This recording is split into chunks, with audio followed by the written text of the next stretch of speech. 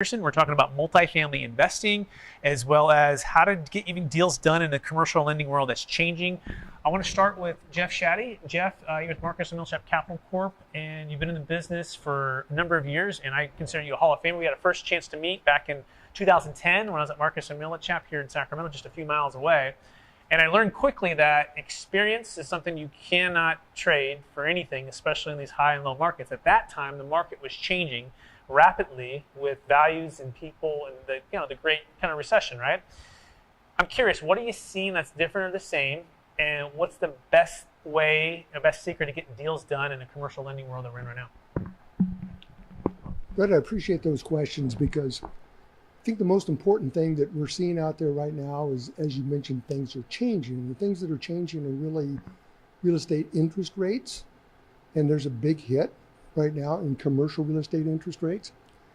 And it's really affecting the cap rate. And for those who may not be comfortable with that term, but it's really the return on the investment. If you're spending more money on the interest rates, then the actual cash flow is going to be less, and there's going to be less of a return. So the cap rates are changing slightly. They have not changed as much really in the multifamily industry as they have in many others. We've seen quite a bit of climb in, whether it be self-storage or office or retail. Office is pretty far off. And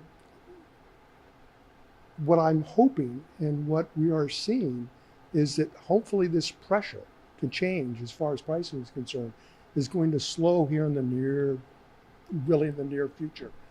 What is the near future? Is that 3 months, 6 months, 9 months, a couple of years? It could be as short as less than 6 months, maybe even 3 months, that we're going to see that pressure come off a little bit. Good answer. And as far as kind of the changes of '08 to now, and where we might be with this change, what's your feel for just inflation and or the recession that we're already in, or we're going to be in? Kind of just give us your, what inning are we in, if you will, of the economy, interest rates, inflation. It seems it's so hard to know, but what do you think about that? Well, we've had somewhat of an inflationary environment for the last couple of years, and everybody tries to pin it on government spending. Maybe that's it. But bottom line is there's a lot of money in the system, and it pushed up the prices. And Jerome Powell, who, frankly, I listen to his speeches whenever I get the chance, has really tried to hold that back. And I think he may have cured the problem in the long run. We don't know. At the moment, we're at 350 on a 10-year treasury. It wasn't, but just a couple of months ago, we were at 429. That's almost 80 basis points. So we're down 80 basis points already. The 50 basis points that is really expected to happen tomorrow is pretty much assumed, and it's built into the market. So it really isn't going to affect much out there. It's what's going to happen February 1st, which is the next meeting, or March 23rd, which is the meeting after that. And it could be another 50 basis points on February 1st.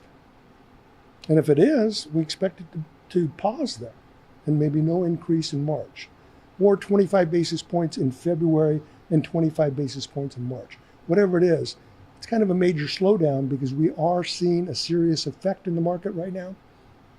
CPI numbers came in today, and the year over the year, everybody's going, well, it's great. It's 7.1 versus 7.3. But the real numbers to look at is what is the month over month.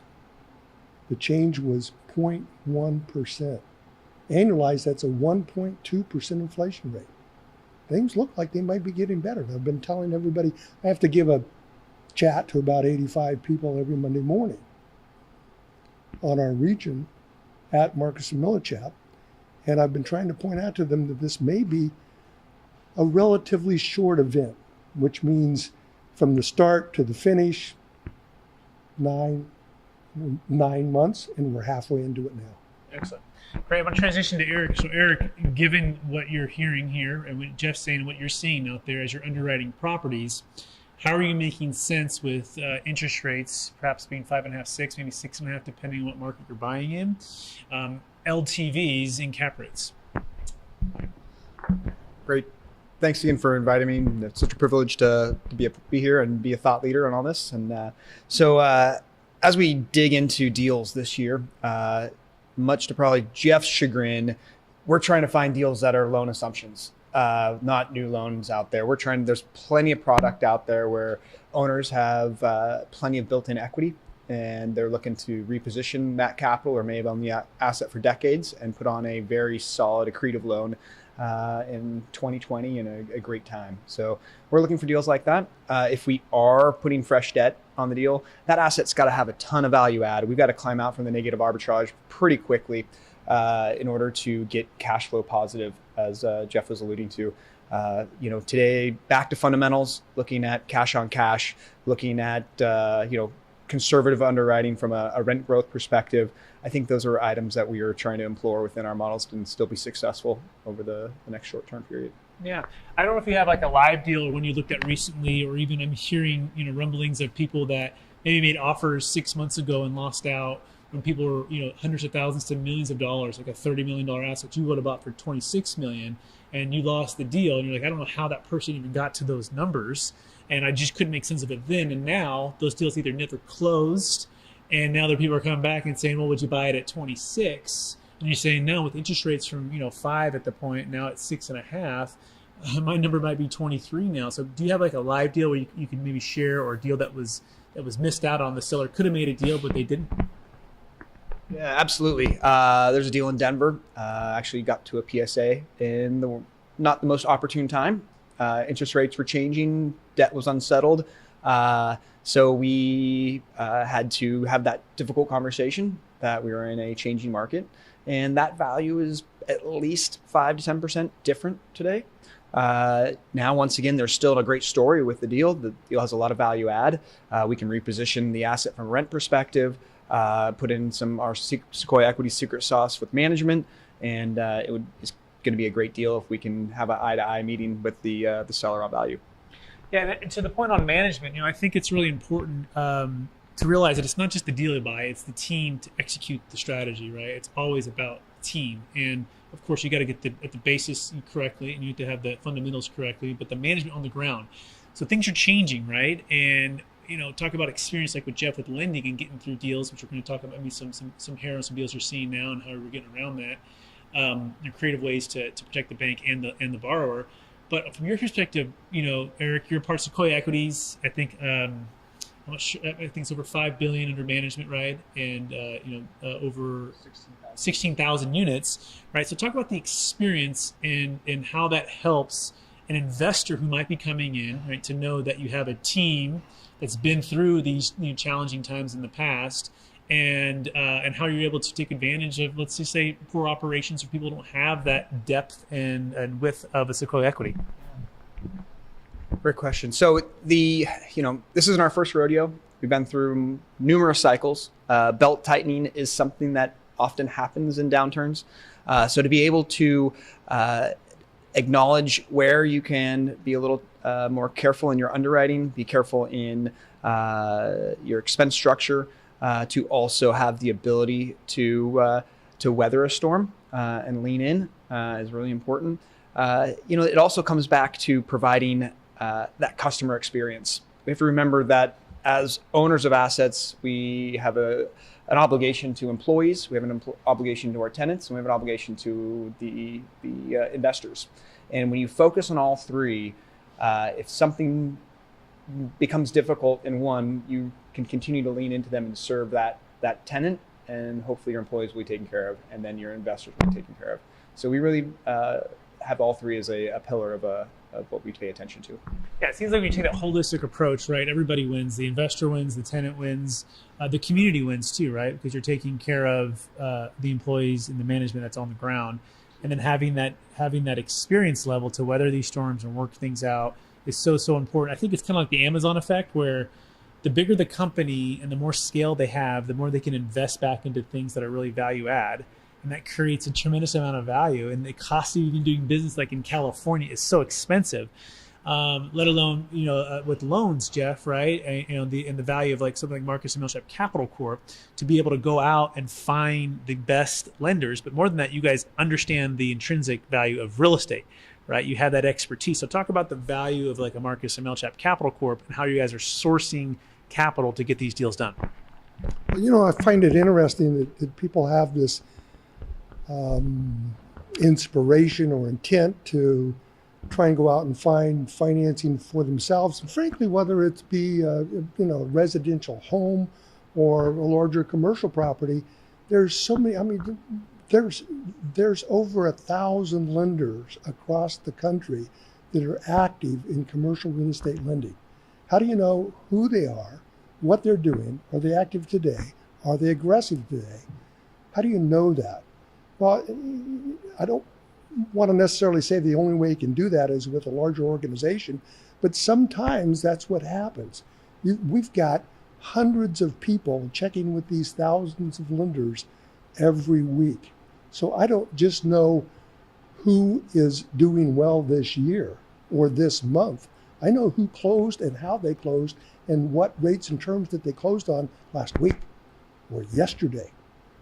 We've got a transaction that I just closed last week, and the borrower was amazed. As a matter of fact, he really exclaimed, "Why would I be doing business with a credit union out of Tennessee?"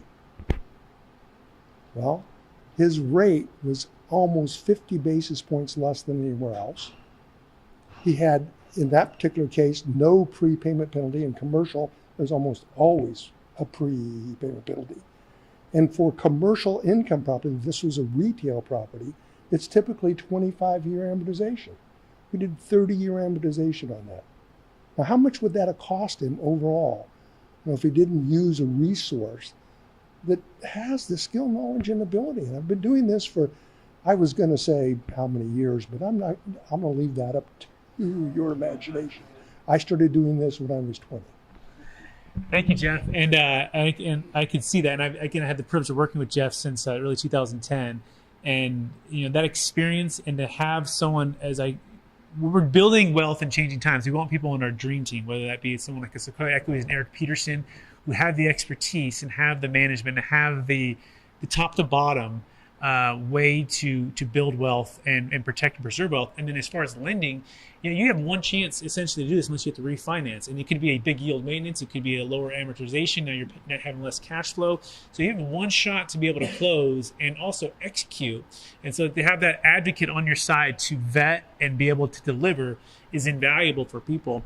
So Jeff, let's talk about assumptions of loans, right? Because I think a big part of where people are looking, like Eric mentioned, if I can find someone who did a 2020 loan, and it's an assumable loan, and it's still fixed for let's say three or 4 years remaining, that can be gold. The other side of that too is, why is the seller going to sell, right? Are they hiding something, right? And so talk about just, is it as simple as assuming a loan, or really what are banks saying now? Are they locking down? Are they making more restrictions, or is it simply, hey, if you qualify, you can assume this loan, no problem? Some of the ramifications that are involved is, number one, most lenders in their loan documents have an acceleration clause. So, as you well know, you try and put a second on that without their permission to do so, they stop that. Okay. Now, fortunately, the agency debt typically has a secondary financing system, and so if you can go find the agency debt that is a low interest rate. And from 2, 3, 4 years ago, when we were pumping out some pretty low rates, I mean, frankly, a year ago, I was just coming off of doing 2.5% rate permanent financing on multifamily business. I mean, that's huge, okay? So keep in mind that if you can't put a second on there, you're going to have to come up with a lot of equity. And if you find those jewels, your equity now could be earning what the cap rate is instead of having negative leverage. Although I should mention that one of the mantras nationwide right now is net flat leverage. Or can you achieve that in the next 12 to 24 months. So you could be underwater, you could be running negative on your leverage, but can we get there in 12 to 24 months? Either rent increases or refinance at that time. Yeah, so Eric, talk about that again. Make sure people are getting that. When you're underwriting these deals, right, and you used to be able to borrow, let's say 3.5, maybe 3 or even 4, and now you're at maybe 5.5, 6, 6.5, 7. And your cap rates, the sellers seem like they're still in a lot of them are 2022 pricing, and or they have a great loan and a great property, and they're not wanting to 1031 exchange into a higher interest rate. And when they have a great opportunity here, so we're in kind of a little of a standstill. Transaction volume has gone down, has stalled a bit, and sellers are reluctant to sell. So what are creative ways that you're walking in to try to win some of these deals? Oh, wow. It's a tough. This is breaking the log jam that we saw probably in 2009 as well, when without a seller that needs to 1031, not having the volume out there for them, the opportunity. I think, candidly, the Deferred Sales Trust is an amazing opportunity for someone who wants to take their chips off the table at this time. We are using that as a tool to support sellers as an opportunity for them to cash out and defer some of those taxes, and then wait for that next opportunity in the marketplace, if we like their asset, of course.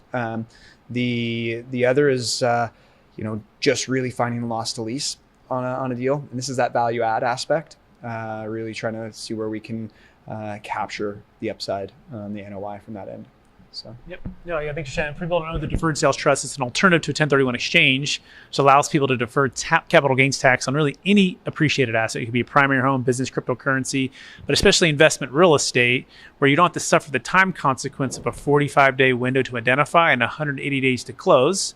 It's an installment sale that's coupled with the trust, but it gives that flexibility to the seller to diversify their wealth and then redeploy it when it makes sense back into syndication deals like with Sequoia Equities, back into the stock market, back into their own deals. And to be able to execute that in a time like this of change can dramatically change your wealth position. Essentially, it's like if you could sell in 06 or 07, right before, let's say, the 08 crash, you put yourself in a position to have capital on the sideline, your powder dry, and to take advantage of discounts should they come. And so people want to learn more about that. You can go to capitalgainstaxsolutions.com. We're going to finish with just two last questions, Jeff, one for you and one for you, Eric. In today's marketplace, what would you say the number one secret would be for a buyer who's looking to get financing, right? And it could be the same as it's always been, but especially right now, what do they need to make sure that they have in order? And what are you wanting to see, before you present them to a bank to purchase that property? But the age-old thing you hear from every banker is, what does your financial statement look like? Okay, that's fine. But one of the things that I really would like to stress at the moment is quotes can be anything you want them to be. People can quote anything. But if it doesn't close, it doesn't make any difference what they quote. It really doesn't. And that's the trick, is knowing who's closing out there and who's not. And we're getting all kinds of stories. Right now, about a third of the lenders, to be honest with you, are out of the market. Have you heard about that? Has that been in the newspapers? Not really. And another third, oh yeah, we're in the market, but they're really not. And then there's a third that are trying to take advantage of the situation because they see this as being short-term. And they're going to build their portfolio right now off of this situation that's happening. So if everybody's telling you they're in the market and the news is not telling you that the lenders are going away or have gone away, you really need to ferret out what's really happening. You need to ask, whether it's me or a lender or whoever, what have you closed lately? Perfect. Certainty of execution is so important. So last question for Eric. Eric, what's the number one secret for an investor who might be coming in and looking at different operators, different syndication groups to partner with? What would you say that you would want to make sure that they are asking good questions on and really focused on right now? Yeah, I think from experience level, it takes a group that's vertically integrated. It's a key term in the marketplace, overused by a lot of groups, but validating what vertically integrated is. That means having construction services in-house, investor relations in-house, HR in-house, property management in-house, all the various aspects that it takes to operate that asset is really important. So I would say vertical integration is key. Excellent. Hey, I want to thank Jeff Shaddy and Eric Peterson. Jeff Shaddy with Marcus and Millichap Capital Corp. You can contact him by looking up Jeffrey Shaddy at Marcus and Millichap Capital Corp. And you can look up Eric Peterson by looking Sequoia Equities. Also, he's on LinkedIn. And I want to thank you guys for being a part of the Building Wealth in Changing Times. Your expertise means a lot, and I'm sure it added a lot of value. Let's give it up for Jeff and Eric.